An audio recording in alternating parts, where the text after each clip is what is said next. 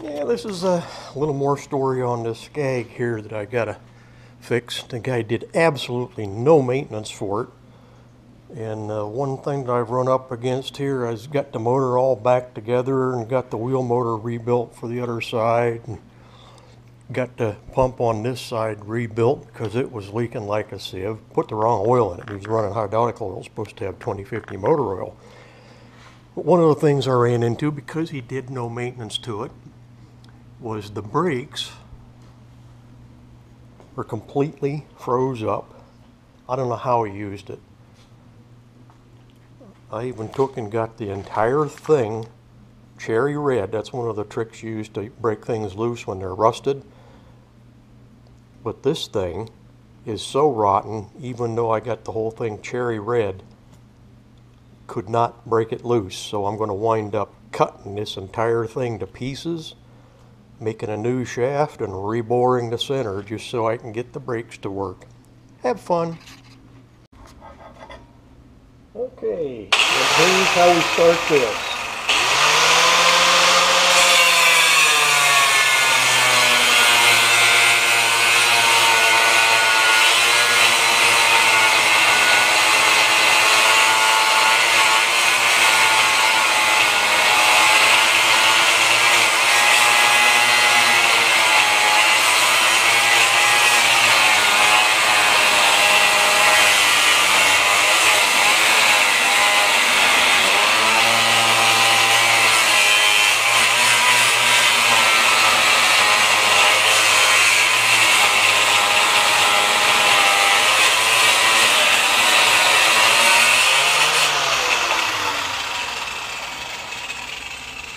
Okay, the goal here is to cut all these pieces off so that I can reuse them and not have to make those. Okay, the way I tend to treat these things is I take and cut the welds close to the part, grind them off flush until you can see where the welded arm, where it was welded onto the shaft.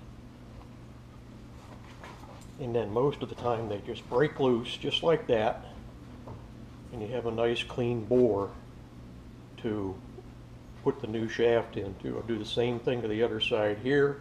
This I'll cut off flush so I can find my center and get the shaft drilled out. Okay, here are the parts that have had the welds removed and the pieces that were welded in them, in other words the shaft, removed. Here's a couple of, these are the ears that the brake band attaches to. They don't look like much now, but you get them all cleaned up and back together and painted, you won't be able to tell anything was ever done to this. Okay, here's just one of the many ways there are to removing parts that need to have this much treatment. And if you don't have a full-blown machine shop at your beck and call to be able to do this, you can do it with some rather simple home tools. I have this clamped down to the table on the back because this is a machine boss on the back of this side, and you know that this machine boss is perpendicular to the shaft. So what I'm going to do is I'm going to drill down pretty close to all the way through this shaft, and I'm going to keep stepping it up until I get close to the edge. Now I'm just slightly off center, and I prefer to do off center that way because that way you don't have to worry about buggering the whole bore up. Most of the time when you get these things out, even though they're badly rusted, all you have to do is polish the bore and you'll be okay for the new shaft. So if you just weaken one side of it, put a punch down into the center of it inside where it's still solid, 9 times out of 10 they'll drop right out with no fuss.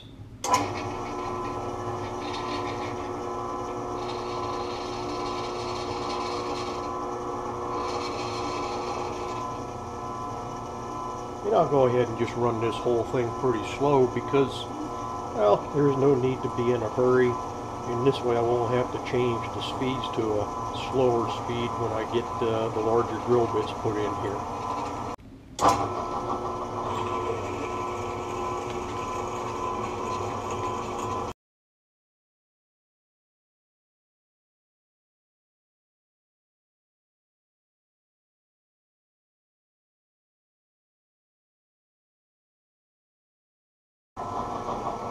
might make a little bit of noise until the drill bit's got enough spin there to support itself.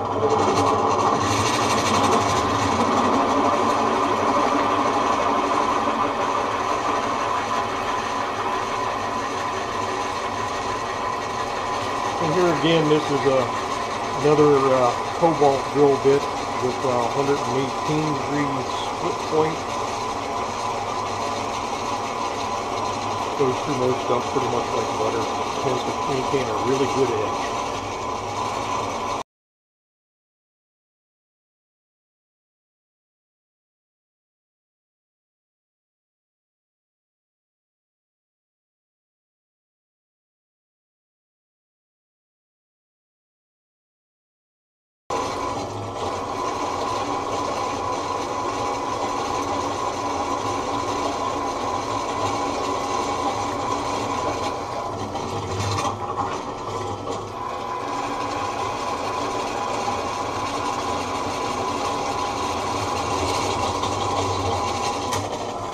Okay, that did go all the way through. I wanted to stop it before it did that, but okay, the last size I'm going to run through there is a 9/16. That's a 5/8 shaft. You see, I only have to take a lot, just a little bit more there, and that should break loose with the bore inside.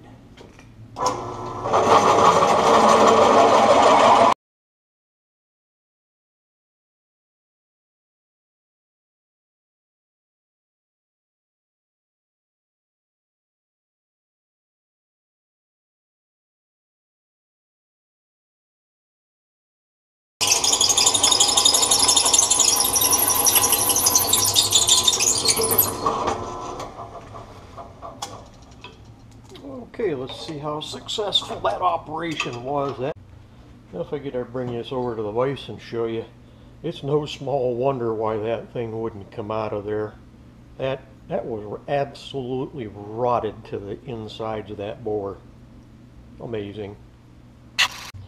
Okay, well, it was bad news. That bore was just so rotten inside, that steel up against the cast iron with no lubrication and not being moved for centuries. So I had to go ahead and ream it out to 9/16 or 11/16 rather, and take it up to the next size. And now we'll go make a new shaft for it. Okay, got the new shaft made. Fits that new bore really nice. I've got about 5/1000 play in there. It doesn't need to be tight, but it does need lots of room for grease if I can get this guy to grease it.